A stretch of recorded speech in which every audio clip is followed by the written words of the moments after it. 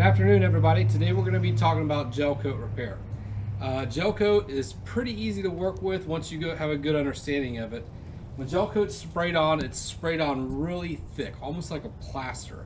And then what they do is they put blueprint on it, or they do a blueprint.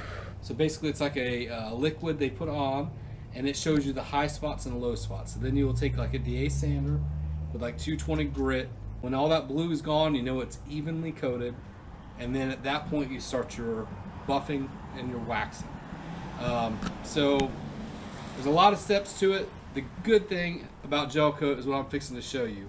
If you have scratches, then you can use a DA sander or just a hand sand, depending on where your spot's at, how deep and how big it is, to sand that down and get all the gel coat even again. And then you'll have to go through the buffing process to bring your shine back out.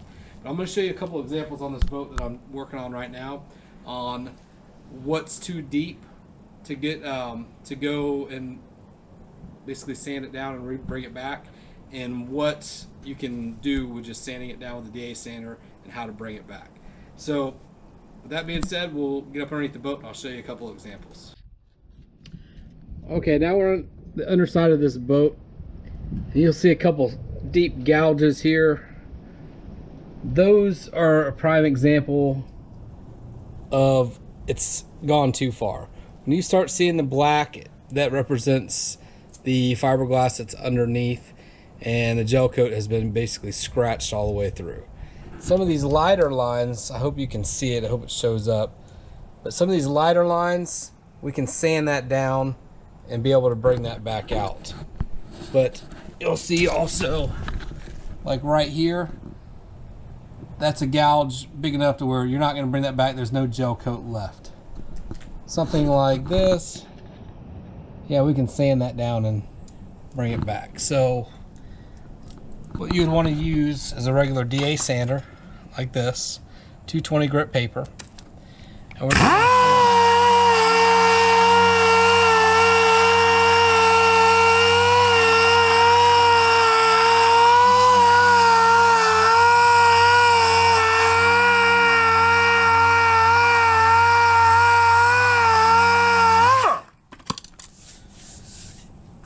there's pretty much no saving those. Like I said, those gouges are in there pretty deep. So what we're going to have to do with those, we'll go to the next step and I'll show you some putty that I'm going to mix up and we'll put on there. Alright, so now we got an area here. One of these stands are on this area. So what I'll do is show you how resilient the actual gel coat is. This is probably just 20 years of getting loaded on the trailer. Some scuff marks and stuff like that on it. What I'll do is I'll sand this down and then I'll show you the end result once I'm done with it.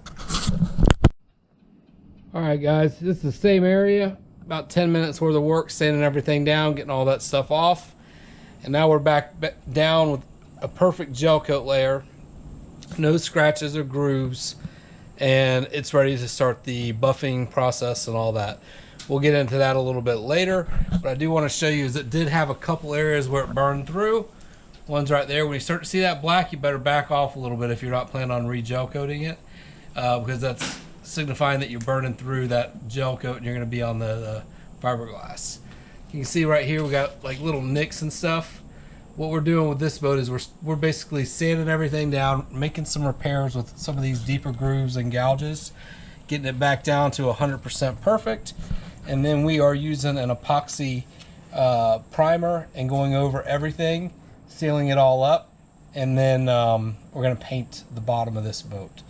So stick with us and we'll go through some of the putty, using putty to fill these bigger gouges, and we'll show you how to finish it out a little bit later on. Alright guys, what we're going to use today as a filler in some of those deeper gouges is 3M product, and this is the 3M premium filler.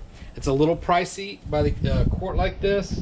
I bought this from West Marine. It's very pricey from them. If you're living down in Florida like me, you can go down to Stewart area, or you can order it online from Florida Fiberglass, and they sell it for about $40 a quart, or you can buy it even cheaper by the gallon. So we're not going to need a whole lot. What we're going to do is I'll just show you through the mixing process of it here. We're going to take this. I'm just going to use about this much. Just mix little bits at a time. And we're going to take this, and you got to add a hardener to it. Just here. Depending on how fast you want it to set, that's how much hardener you want to put. I don't want it to set too fast because I got a lot of work to do on the bottom. So we're going to go through that. Mix this up. It's a key to, you don't want to do it too fast because then you're not going to have, your work time is going to be a lot less. Get this blue mixed up in there really good. That is your hardener. That's going to cause this stuff to harden up and do what you want it to do. This can be used on the top side or the bottom side of a boat.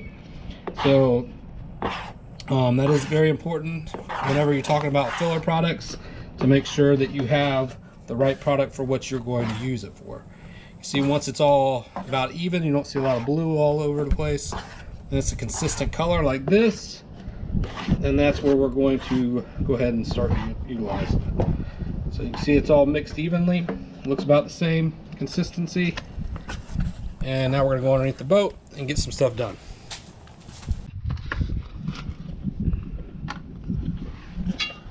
So with this, we're going to get a little bit on. Oh shoot, got a little bit all over the place there. Like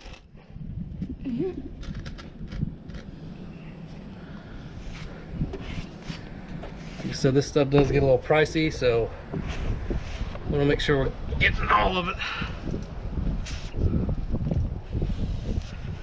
we can out. So make sure we go back. I missed the big one that we wanted to fill right here.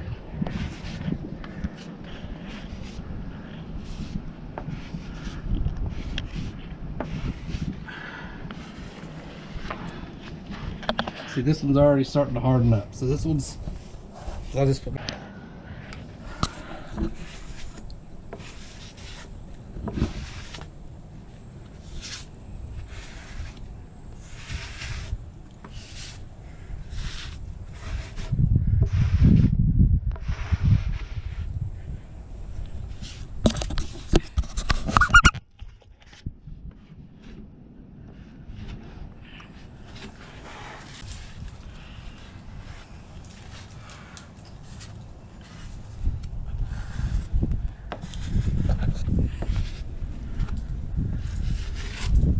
Alright, so the lesson to learn on this one was don't mix it too hot, because this one hardened up a lot faster than I thought it was going to harden up. Got a little less working time than I usually like, but what I can do is come back and fill in some of these little gaps, and then we'll give it some time, and we'll come back and sand it all down, probably 15 minutes, and this will be hard as a rock. So then we'll have to come in and sand it back down and not mix it so hot this next time. All right, so we've mixed that putty, we've applied the putty on there, and now we're gonna finish up sanding and see how smooth we can get it. So that, we'll show you this.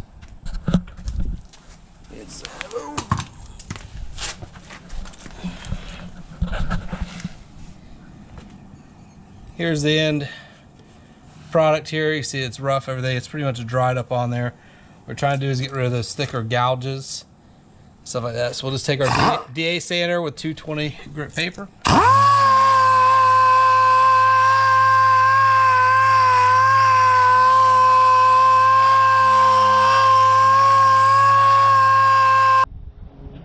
All right, so you last saw us, we had a bunch of kind of filler up here on this. What we did learn was don't put as much filler in there. Just put in exactly what you think you need, maybe a little more to sand off, and then sand it down until you can't feel any difference in it. And then hopefully your primer and all that stuff will cover it up, at least with the project that I'm doing. But the more mud you put on, especially that 3M filler, the harder it is to sand off, and it gets hard, and it's very hard to sand once you get a bunch on there. So make sure you're getting that on the correct amount, the least amount as possible, then sand the boat. I don't know if you can tell, if you look at the hull of this boat, see how it looks all dull?